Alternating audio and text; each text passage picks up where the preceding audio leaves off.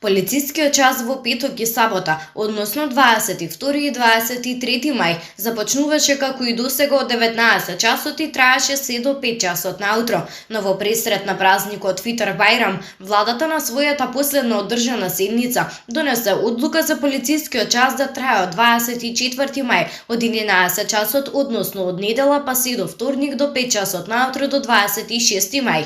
Утрово заврши и долгиот полициски час. Од ЦВР Велес е констатирано дека во однос на забраната за движење на територијата на градот Велес, само едно лице не ја почитувало оваа мерка во периодот од 22 до 26 мај.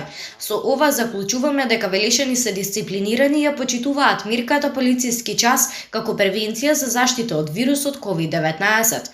Според евидентираните податоци, во текот на изминатото деноноќие СВР Велес известува дека има две нови лица регистрирани со решение за изолација, едно во Кавадарци и едно во Неготино, додека пак со изјава за самоизолација нема нови лица.